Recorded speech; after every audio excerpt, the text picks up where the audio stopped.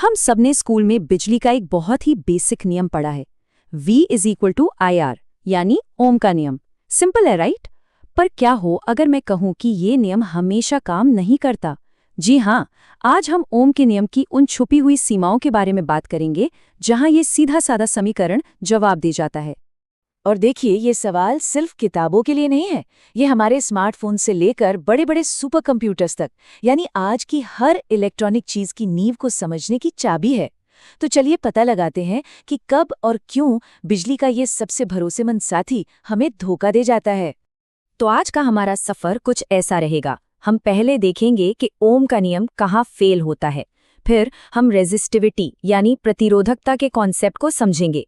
इसके बाद देखेंगे कि कैसे तापमान पूरे खेल को बदल देता है। कुछ असली दुनिया के उदाहरण सॉल्व करेंगे और आखिर में सारी जरूरी बातों को समेट लेंगे।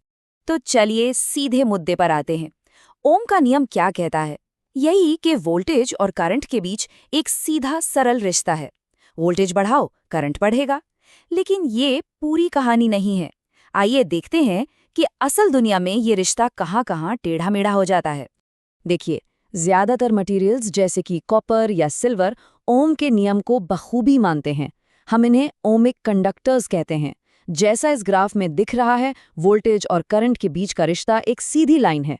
मतलब वोल्टेज को डबल किया तो करंट भी ठीक डबल हो जाएगा। एकदम सीधा साधा प्रेडिक्टेबल बर्ताव। पर जैसा कि हम जानते हैं, असल दुनिया इतनी सीधी नहीं होती। बहुत से नए जमाने के मटेरियल्स इस सीधे रास्ते से भटक जाते हैं और यहीं से कहानी असल में दिलचस्प होनी शुरू होती है। देखते हैं ये भटकाव कैसा दिखता है। मिसाल के तौर पर एक सेमीकंडक्टर डायोड को लेते हैं। ये हमारे फोन से लेकर टीवी तक हर चीज में लगा होता है। यहाँ पर करंट एक वन वे स्ट्रीट की तरह काम करता है। इस ग्राफ को जरा देखिए। एक तरफ तो करंट बड़े आराम से बह रहा है, लेकिन जैसे ही वोल्टेज की दिशा बदली, करंट लगभग 0 हो गया, रुक गया। ये ओम के नियम की सीधी लाइन से तो बिल्कुल ही अलग है। और फिर आते हैं गैलियम आर्सेनाइड जैसे मटेरियल्स जो चीजों को और भी अजीब बना देते हैं। जरा इस ग्राफ पर नजर डालिए। यहाँ एक ही करंट की वैल्यू के लिए एक से ज्यादा वोल्टेज हो सकते हैं। और ग्राफ का ये बीच वाला हिस्सा देखिए, जहां लाइन नीचे की तरफ जा रही है। इसे नेगेटिव रेजिस्टेंस या नकारात्मक प्रतिरोध वाला एरिया कहते हैं। इसका मतलब ये है कि एक पॉइंट के बाद वोल्टेज बढ़ाने पर करंट बढ़ने की बजाय असल में घट जाता है।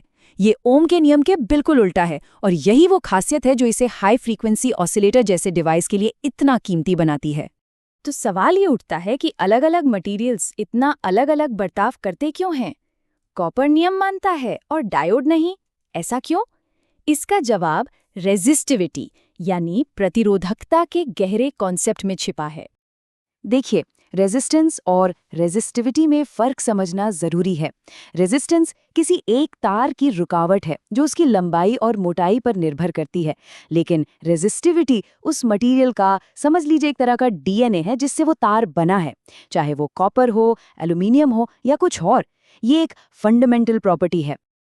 अब ये फॉर्मूला पहली नज़र में थोड़ा डरावना लग सकता है, पर ये असल में रेजिस्टिविटी की पूरी कहानी बताता है। यहाँ M और E इलेक्ट्रॉन का मास और चार्ज हैं जो फिक्स्ड हैं। असली खेल है N और टाउ यानी टाउ का। N का मतलब है कि मटेरियल के अंदर करंट बहाने के लिए कितने फ्री इलेक्ट्रॉन मौजूद हैं। जितने ज़्यादा फ्री इलेक्ट्रॉन उतनी कम रेजिस्टिविटी। और टाउ है रिलैक्सेशन टाइम, यानी एक इलेक्ट्रॉन दो टक्करों के बीच औसतन कितनी देर तक आज़ाद घूम पाता है। टक्करों के बीच जितना ज़्यादा टाइम उतनी कम रेजिस्टिविटी। तो ये सब कुछ एटॉमिक लेवल पर होने वाली हलचल का खेल है। ठीक है, तो हमने देखा कि रेजिस्टिविटी किसी मटेरियल के अंदर की बनावट पर निर्भर करती है, लेकिन एक बाहरी फैक्टर है जो इस खेल को पूरी तरह से बदल सकता है, और वो है तापमान। चलिए देखते हैं कैसे। कॉपर जैसी किसी धातु का उदाहरण लेते हैं। जब हम उसे गर्म करते हैं तो उसके एटम और ज्यादा तेजी से कांपने लगते हैं। ये कुछ ऐसा है जैसे बहते हुए इलेक्ट्रॉन्स के लिए एक भीड़-भाड़ वाला बाजार बन गया हो। टक्करें जल्दी जल्दी होने लगती हैं, जिसका मतलब है कि रिलैक्सेशन टाइम यानी टाउ कम हो जाता है। और जैसा हमने अपने फॉर्मूले में देखा, जब टाउ कम होता है तो रेसिस्टिविटी रो बढ़ जाती है। अच्छी बात यह है कि साइंटिस्ट्स ने इस बदलाव का अंदाजा लगाने के लिए एक बहुत काम का फॉर्मूला बनाया है। यहाँ अल्फा एक बहुत जरूरी नंबर है जिसे टेम्परेचर कोएफिशिएंट ऑफ रेजिस्टिविटी कहते हैं। ये हमें बताता है कि टेम्परेचर में हर 1 डिग्री के बदलाव से किसी मटेरियल की रेजिस्टिविटी कितनी बदलती है। ज्यादातर धातुओं के लिए अल्फा पॉजिटिव होता है, यानी गर्म करने पर रेजिस्टिविटी बढ़ती है। लेकिन यहाँ एक बहुत दिलचस्प मोड़ आता है। सेमीकंडक्टर्स में कहानी पूरी तरह से उल्टी है। जब एक सेमीकंडक्टर को गर्म किया जाता है तो उसकी रेजिस्टिविटी असल में कम हो जाती है। क्यों? क्योंकि गर्मी ज्यादा इलेक्ट्रॉन्स N की संख्या बढ़ जाती है को करंट ले जाने के लिए आज़ाद कर देती है, और ये असर टक्करों के बढ़ने थीटा का कम होना वाले असर पर भारी पड़ जाता है। यही वो बेसिक फर्क है जो सेमीकंडक्टर्स को कंप्यूटर चिप्स के लिए इतना जरूरी बनाता है। ठीक है, थ्योरी बहुत हो गई। अब इन फॉर्मूलों को एक्शन में देखने का टाइम है। चलिए देखते हैं कि हम इन कॉन्सेप्ट्स का इस्तेमाल करके असल दुनिया की कुछ प्रॉब्लम्स को कैसे सॉल्व कर सकते हैं। हमारा पहला उदाहरण घर में रोज इस्तेमाल होने वाले एक आम टोस्टर का है। इसके अंदर नाइक्रोम नाम की धातु का एक हीटिंग एलिमेंट लगा होता है। चलिए हिसाब लगाते हैं कि जब ये टोस्टर अपनी पूरी गर्मी पर होता है तो इसका टेम्परेचर कितना पहुंच जाता है। तो इस पहेली को सुलझाने के लिए हम ये स्टेप्स फॉलो करेंगे।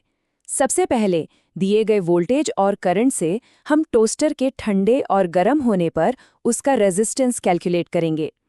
फिर हम टेम्परेचर वाले अपने फॉर्मूले का इस्तेमाल करके फाइनल टेम्परेचर का पता लगा लेंगे।